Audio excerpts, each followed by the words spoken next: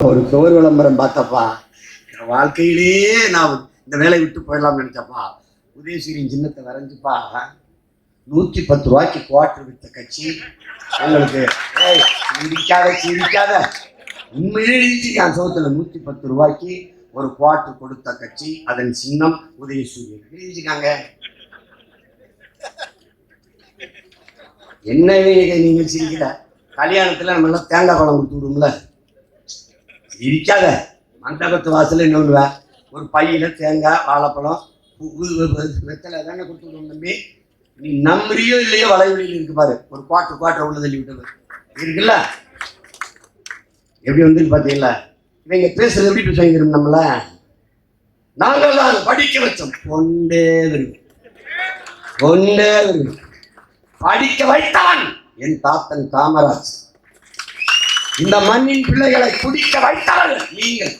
தெருவுக்கு 2 படிப்பகம் திறந்தா அறிவார்ந்த சமூகமாக தமிழ் சமூகம் வந்திருக்கும்.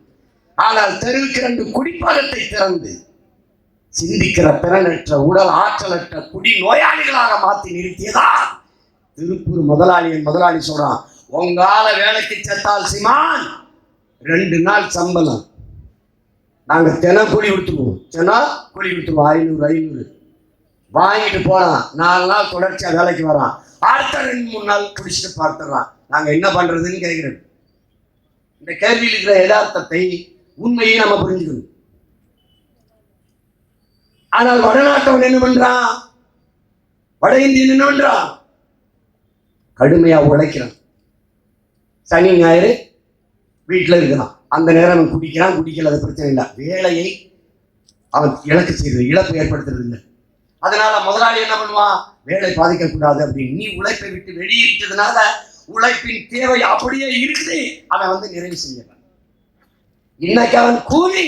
5 ஆண்டுகளில் நான் முதலாளி, நீ கூலி. வரலாறு எங்கும் கற்பித்திருக்கிற படிப்பினை இதை கத்துக்க. நான் ஒரு ஓட நடக்க உடம்புல தமிழ் எனக்கு அதிகாரத்தை கொடுத்துரு. சக்கர நாற்காலியில் வரும்போது எனக்கு தராத, அது ஒண்ணும் பண்ண முடியும். புரியுதா?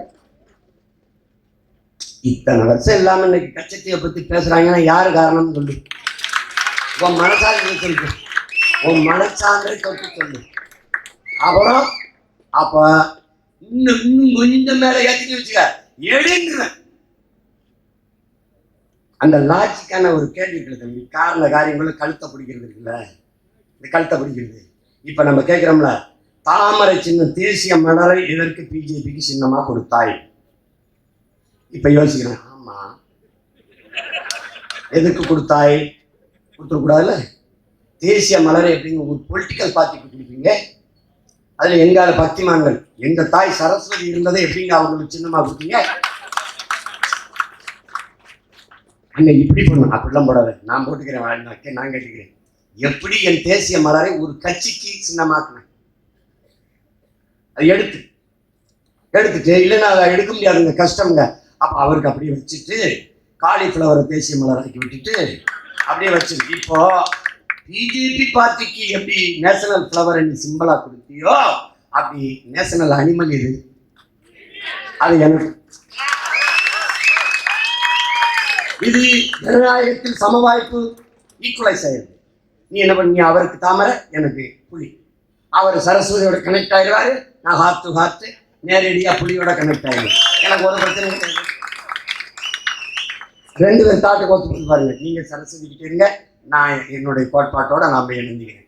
தட்சாலி வராங்க. இப்ப வசமா சிக்கனே வரும். ஒண்ணு நீ அதை எடுக்கணும், இல்ல புலி எனக்கு கொடுக்கணும். எப்படி போடுவேன் தண்டா? இதுதான் இப்படி எப்படி கச்சத்தீவை, எப்படி கச்சத்தீவை திருப்பி எடு. காரணம், என் பரம்பரை சொத்து, என் பாட்டன் சேதுபதி மன்னனுடைய சொத்து. மன்னன் மானிய ஒழிப்பிலே அதை எடுத்துக்கொண்டு நீங்கள் யாரிடமும் விவாதிக்காமல் பாண்டோண்டித்தனமாக எடுத்து என் இனத்தின் வரலாற்று பகைவன் சிங்களம். என் இனத்தை அழித்து ஒழித்து என் மொழியை சிதைத்து எங்களை 2ஆம் தர குடிமக்களாக எங்கள் தாய் நிலத்திலே எங்களை லட்சக்கணக்காக கொண்டு குவித்து நாடற்றவர்களாக்கி அனாதைகளாக, அடிமைகளாக, ஏதிலைகளாக விரட்டி திரட்டிய இனம் சிங்களன் என் இனத்தின் வரலாற்று பகைவன். அவனுக்கு அப்புறம் ஏன் சொத்தை எடுத்து கொடுத்த? எப்படி கொடுத்த? ஒரே ஒரு கேள்விதான் உடன் பிறந்தவர்களே, எதுக்கு சீமான் நீ தமிழ்நாட்டு தமிழ் தேசியம் பேசுறவன் இந்திய பாராளுமன்றத்துக்கு போற இதுக்குத்தான்